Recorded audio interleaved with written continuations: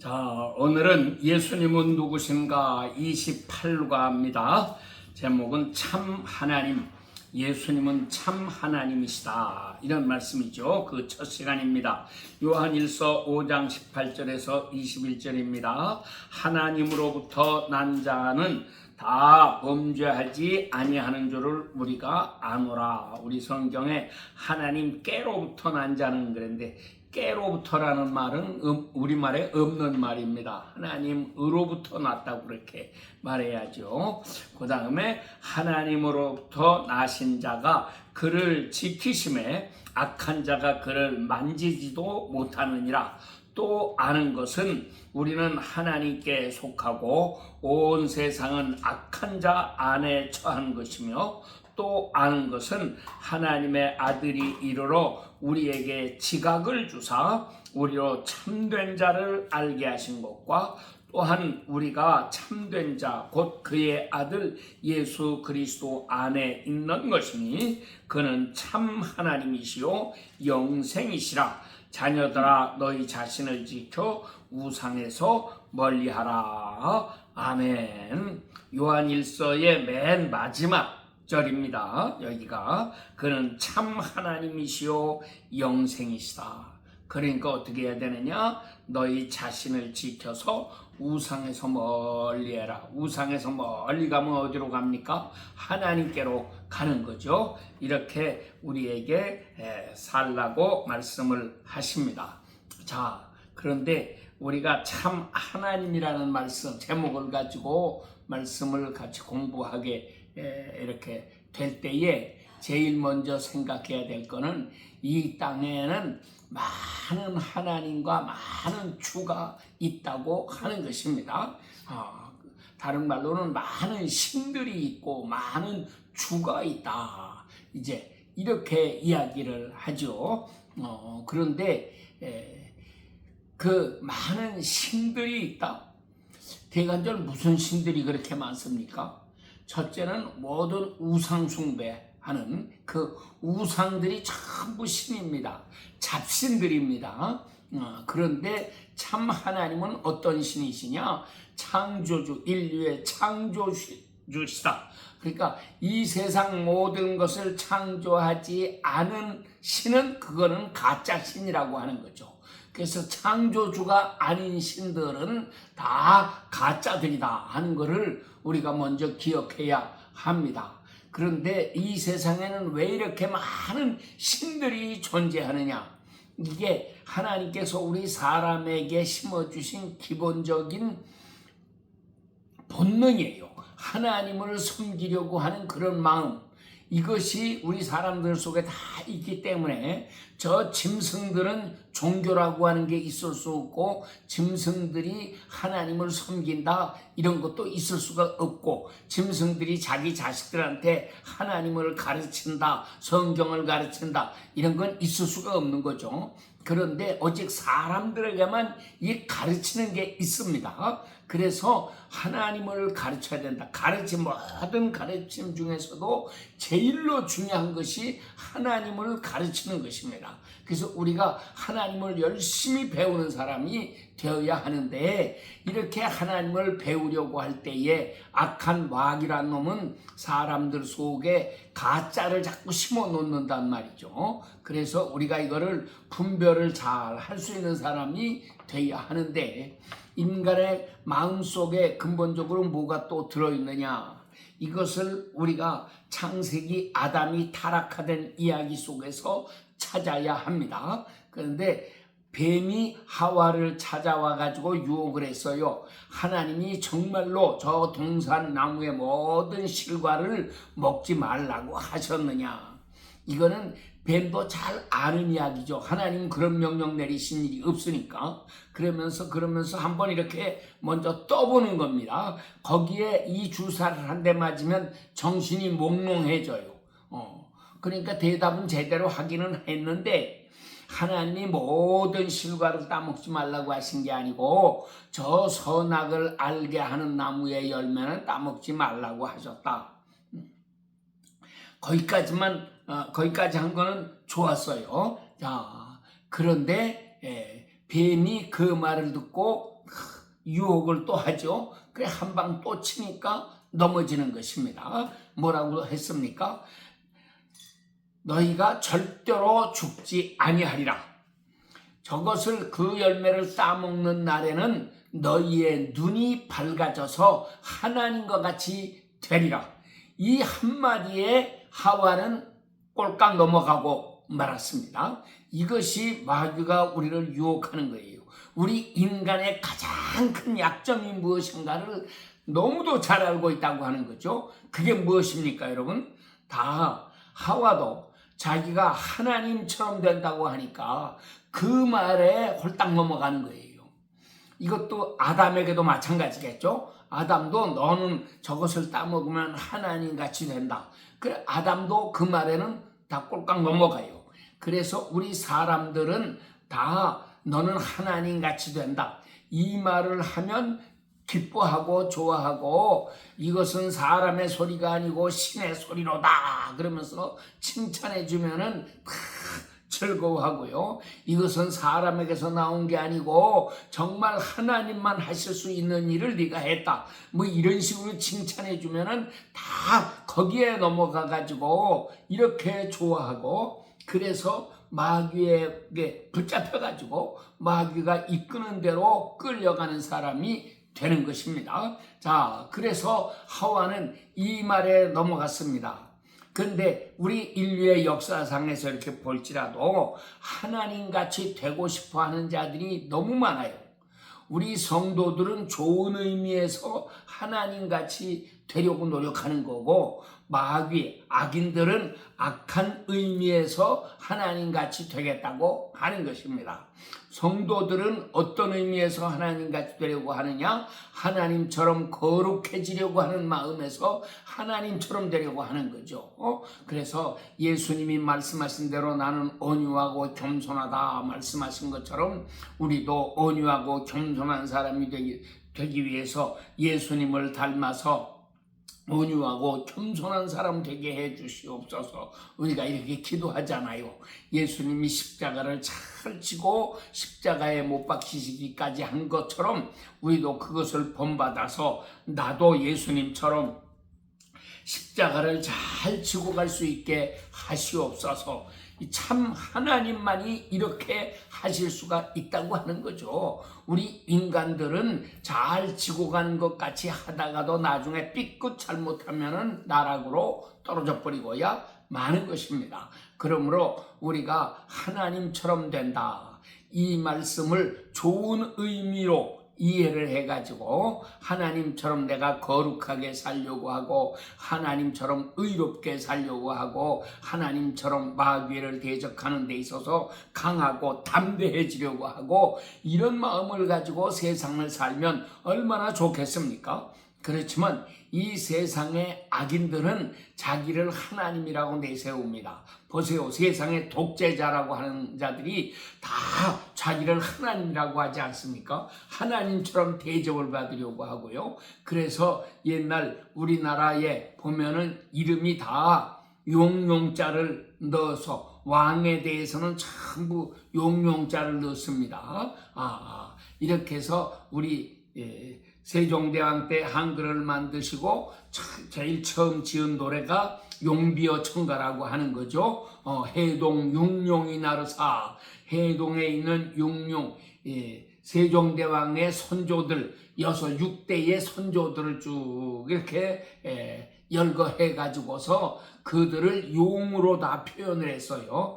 해동 융룡이 나르사 일마다 천복이시니 고성이 동부하시니 이렇게 시작이 됩니다. 그래서 용이 날았다. 그리고 우리 왕이 앉는 의자를 용상이라고 하고요.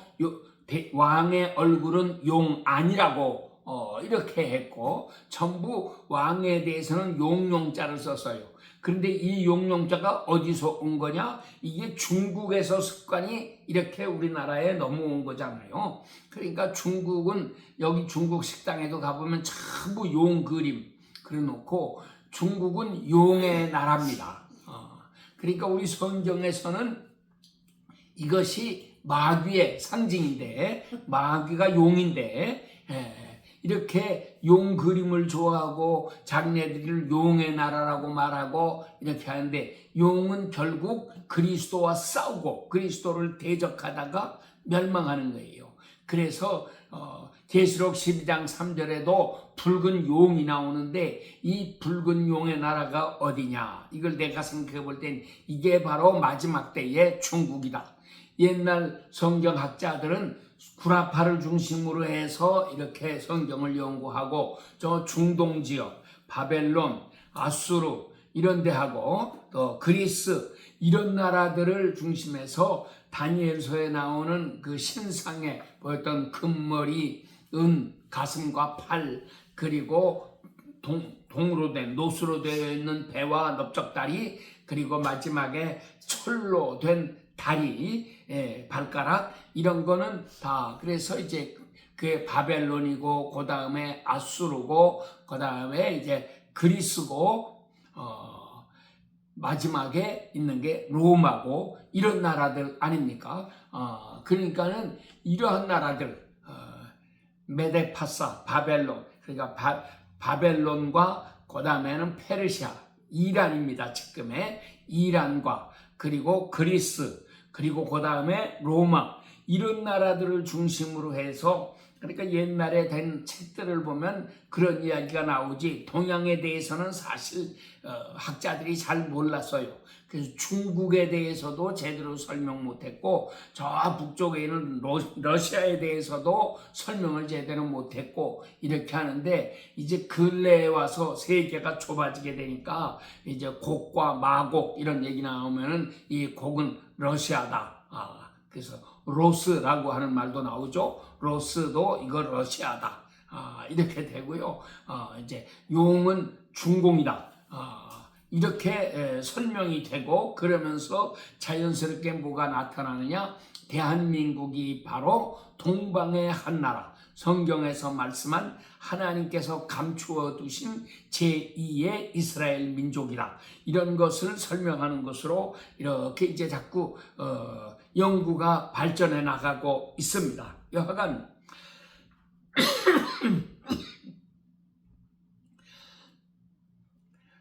이 독재자들일수록 자기를 하나님으로 만들고 섬겼습니다. 그래서 히틀러도 자기가 독재자 노릇했고, 스탈린도 마찬가지고, 모택동이도 그렇고, 심지어는 조그만 나라의 저 김일성이 같은 놈도 자기를 하나님이라고 하고, 그래서 자기네들은 뭐 백두혈통이다. 백두산하고 그 족속들이 무슨 상관이 있습니까? 그런데도 자기들은 백두혈통이라는 소리를 해가면서 김정일이, 김정은이가 그 백두혈통을 이어받았고, 그래서 자기네들은 신이라고 하는 거죠.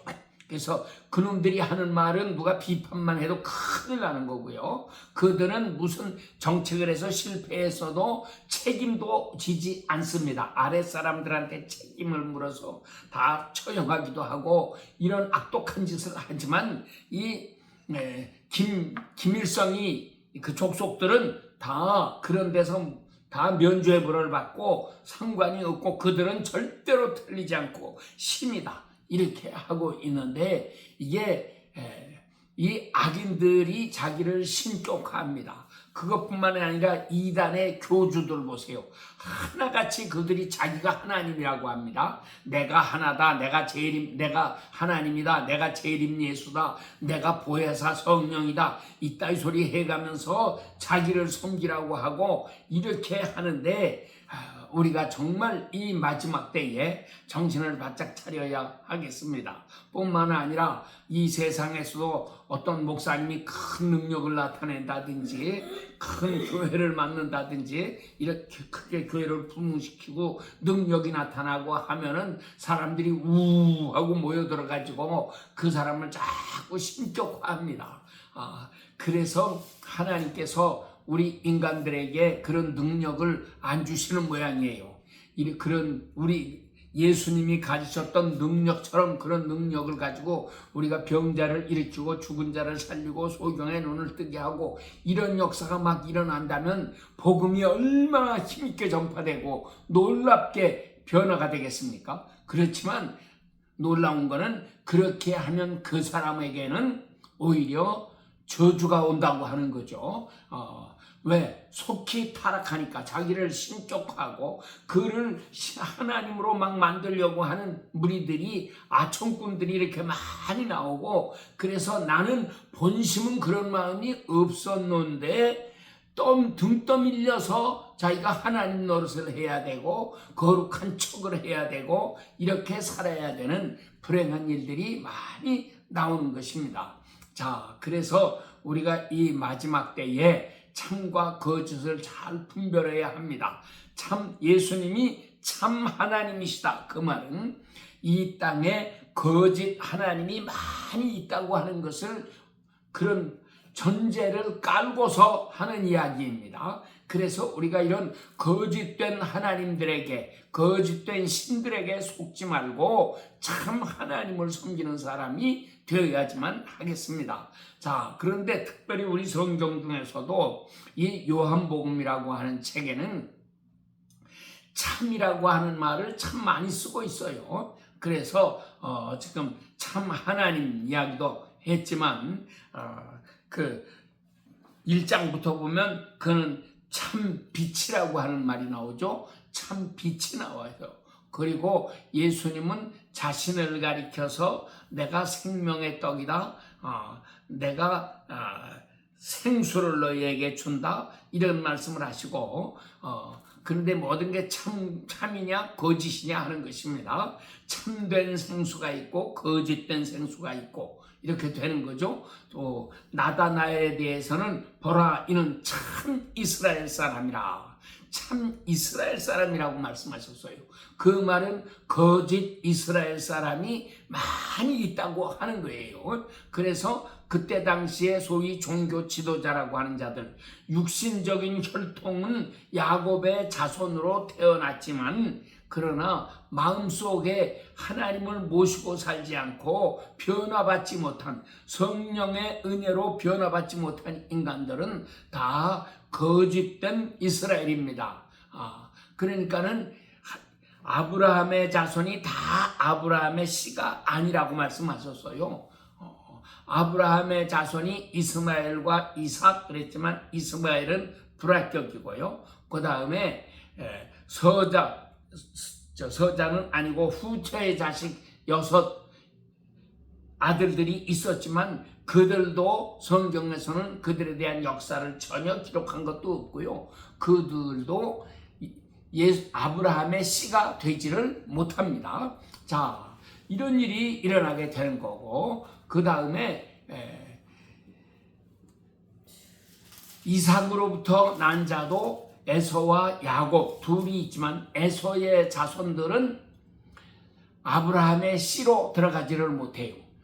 이렇게 하고 야곱에게서, 야곱을 통해서 난 자만 아브라함의 씨다 그랬는데, 그러면 이런 원리로 해서 볼 때에 아브라함의 자손이면 다 야곱의 자손으로 태어났으면 다 이스라엘이냐? 천만의 말씀이라고 하는 거예요. 그 증거가 뭐냐? 예수님이 나다나엘을 보시고 이는 보라, 이는 참 이스라엘 사람이라 이렇게 말씀하셨으니까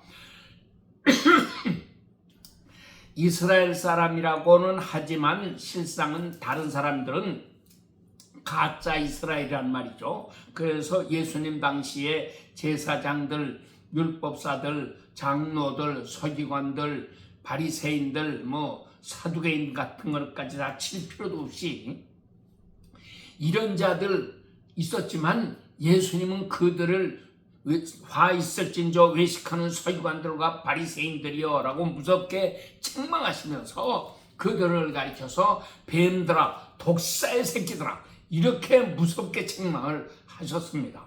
그거는 이스라엘 자손이 아니라고 하는 이야기예요. 누가 이스라엘의 자손이냐? 그래서 갈라디아 4장에서는 참 이스라엘의 자손이 되려면 첫째, 하나님의 약속의 자녀로 태어나야 되는 것이고, 둘째, 성령으로 태어난 사람이라야 된다 하는 것이죠. 그러니까는 우리 속에 하나님의 약속이 들어있는 사람이라야 되고, 우리가 하루하루 살면서 하나님의 약속을 가지고 살아가는 사람, 무슨 일을 하거나 이 약속을 생각하며 사는 사람이 되어야 하는 것입니다. 레위기 2장은 소제에 대한 것인데, 이 소제를 드릴 때에 너희가 이 소금, 곧 언약의 소금을 절대로 빼면은 안 된다, 이렇게 말씀을 하셨어요. 그러니까는 우리의 모든 예배에 이 하나님의 약속이 빠져 있으면 그거는 거짓된 예배가 된다고 하는 거죠. 하나님이 받지 않으시는 예배입니다. 그러니까 우리가 정말 오늘도 하나님 앞에 예배한다고 하면서 이 말씀을 마음에 깊이 새겨야 됩니다. 그래서 하나님의 약속을 가진 사람이 되어야 한다. 그 약속이 뭐예요? 그것이 바로 그리스도거든요. 또 동시에 하나님의 성령을 가진 사람이 되어야 하는 거죠. 그래서 우리가 예수님을 섬기는데 참된 예배는 뭐냐? 예배는 진리와 성령으로 예배를 하는 자가 참된 예배다. 그래서 진리란 말이 참이란 말이죠.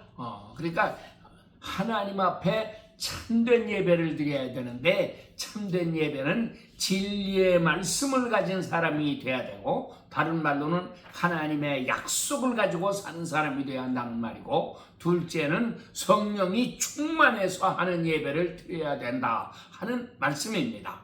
우리가 이렇게 예배를 드릴 때에 참이라고 하는 말이 거기에 바르게 적용되는 이런 역사가 일어나는 것입니다. 그래서 우리 성경에는 여러 가지, 우리 특별히 요한복음에 이 참자가 많이 나와요. 참 및 참 이스라엘 나왔죠. 참 예배, 참 증언이 있고요. 참 떡이 있고요. 그 다음에 참된 양식과 참된 음료로다 라고 말씀하시고, 내 판단은 참된 판단이다 말씀하시죠. 예수님의 참 제자가 있습니다. 참 떡이 있습니다. 참 자유가 있습니다. 참 목자가 있습니다. 참 포도나무가 있습니다. 그리고 마지막으로 오늘 말씀의 제목인 참 하나님이 있습니다. 그래서 우리가 이 거짓된 것에 속지 않고 참된 것을 바르게 가지고 살아갈 수 있는 이런 사람이 되어야지만 합니다. 특별히 요한복음에는 이 참이란 말이 많이 나오는데, 이것이 이 예수님 말씀 가운데 내가 진실로 진실로 너희에게 이르노니, 다른 마태, 마가, 누가복음에는 내가 진실로 너희에게 이르노니, 진실로라는 말이 한 번만 나와요. 근데 요한복음에는 이게 2번 겹쳐 나옵니다. 진실로 진실로 너희에게 이르노니, 이것이 무려 25번이나 이렇게 나와요. 그러면 진실로라는 말이 헬라 말로는 무슨 말이냐? 이것이 아멘입니다. 그래서 아멘, 아멘, 내가 너희에게 이르노니, 이렇게 되는 거죠. 그러니까 예수님은 아멘이신 분입니다. 예수님은 진실하신 분이다. 예수님은 참되신 분이다, 그 말이고요. 우리가 그래서 누가 대표 기도할 때 우리가 아멘으로 마지막에 끝내고, 우리가 개인 기도도 물론 마찬가지지만 예수의 이름으로 기도합니다 하고 아멘 하는 것은 참되다고 하는 말입니다. 그러니까 우리 기도에 거짓된 것이 들어가면은 안 되는 것입니다. 남을 미워하고 남을 공격하고 판단하고 저주하고 이런 거 하면은 안 되는 것이고, 예수님이 기도하신 것처럼 우리도 하나님 앞에 솔직하고 진실한 기도를 드리는 사람이 돼야 그 기도가 우리 하나님 앞에 상달되는 것입니다. 그래서 우리가 이런 기도 생활을 잘 하실 수 있기를 축원합니다. 이렇게 예수님께서는 그 다음에 또 진리라고 하는 말씀도 많이 쓰셨죠. 그래서 진리, 참되다 하는 말씀들, 이런 것이 요한복음에는 아주 집중적으로 많이 나타나 있습니다. 그런데 우리가 우리는 이 세상을 사는데 이 세상은 거짓이 가득한 세상입니다. 특별히 마지막 때에는 온갖 거짓이 가득해집니다. 예수님은 말세에 특별히 거짓 선지자들을 삼가라고 우리에게 경고하셨습니다. 많은 거짓 그리스도와 거짓 선지자들이 일어난다, 이렇게 말씀하셨어요. 그래서 오늘날 교계가 이렇게 혼탁해진 것입니다. 교회를 먼저 정화하지 않으면 우리 교회는 바르게 될 희망이 없습니다. 그러므로 우리 성도들이 스스로 깨우쳐서 정말 교회를 바르게 해야 되는데, 교회를 바르게 하려면 더 적게는 나부터 먼저 변화를 받아야 되죠. 그래서 성령의 충만함을 받는 사람이 되어야 합니다. 마지막 때에는 이 신학교들이 다 타락하고 이게 마귀에게 끌려가기 때문에 신학교에서 공부해서 나오는 사람들이 이게 가짜들이 너무도 많습니다.